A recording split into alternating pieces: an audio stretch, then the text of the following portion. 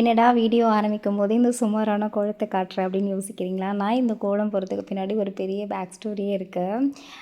என்ன அப்படின்னா, ஒரு விஷயம் நடக்குது அப்படின்னா, அது கண்டிப்பாக அதுக்கு பின்னாடி ஒரு ஸ்டோரி இருக்கும் இல்லையா? அந்த மாதிரி எனக்கும் இந்த மாதிரி ஒரு ஸ்டோரி இருக்குது.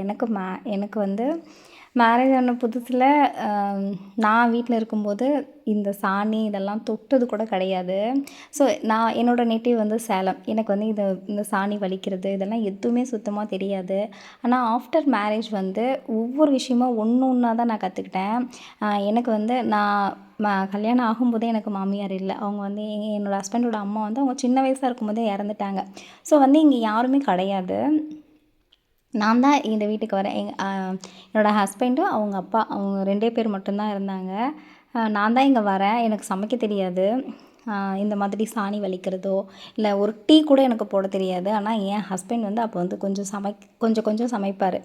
ஏன்னா அவங்களுக்கு அவங்க தேவையானது ஒரு டீ வைக்கிறதோ, இல்லை சின்ன சின்ன வேலைகள்லாம் செஞ்சுப்பாங்க. இல்லைன்னா ஹோட்டலில் வாங்கி சாப்பிடுவாங்க. அந்த மாதிரி தான் இருந்திருக்காங்க. அந்த மாதிரி இருக்கிறவங்க ஒரு நல்லா சமைக்க தெரிஞ்ச பொண்ணா, எல்லா வேலையும் தெரிஞ்ச பொண்ணா கூட அவங்க கல்யாணம் பண்ணியிருந்திருக்கலாம். ஆனால் வந்து என்ன கல்யாணம் பண்ணிக்கிட்டாரு, இந்த பொண்ணு என்ன அவருக்கு என்னை பார்த்து தோணுச்சுன்னு தெரியல, இந்த பொண்ணு நமக்கு செட் ஆகும் அப்படின்னு நினச்சி அவர் என்னை கல்யாணம் பண்ணிக்கிட்டாரு. ஒவ்வொரு விஷயமும் எனக்கு அவ்வளோ பொறுமையாக சொல்லிக் கொடுத்தது வந்து என்னோடய ஹஸ்பண்ட் தான்.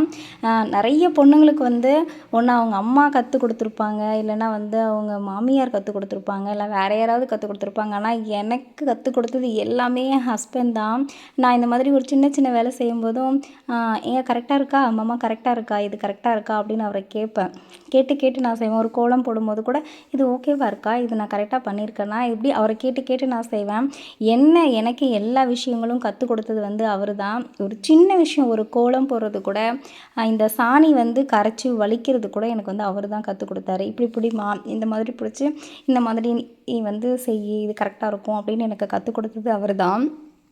நிறைய நிறைய ஆண்கள் வந்து வீட்டுக்கு வெளியில் வரும்போது ஒரு பெருக்கிறதோ இந்த மாதிரி வேலையோ வந்து செய்ய ரொம்ப தயங்குவாங்க. ஆனால் என் ஹஸ்பண்ட் அப்படி கிடையவே கிடையாது. அவர் வந்து வெளியே நின்று எனக்கு சொல்லிக் கொடுப்பாரு. இந்த மாதிரி இந்த மாதிரி பிடிச்சி இந்த மாதிரி செஞ்சு நான் மேலே தெரிக்காது, இந்த மாதிரி பண்ணு அப்படின்னு எனக்கு வந்து அழகாக கைட் பண்ணுவார். நானும் ஓகேவா மாமா, இதை நான் செய்கிறது கரெக்டு தானா அப்படின்னு சொல்லி கேட்டு கேட்டு பண்ணுவேன். இந்த மாதிரி சின்ன சின்ன கோலம், இந்த சுமாரான கோலம் தான் இது. ஆனால் எனக்கு வந்து அவ்வளோ பெருமையாக இருக்கும். நான் இந்த கோலம் போட்டேனா அப்படிங்கிற அளவுக்கு எனக்கு பெருமையாக இருக்கும். எனக்கு கற்றுக்கிறதுலேயும் அவ்வளோ ஆர்வம் இருக்கும். அந்த மாதிரி எனக்கு அவர் பொறுமையாகவும் கற்றுக் கொடுப்பாரு. நானும் வந்து கற்றுக்கவும் செஞ்சேன்.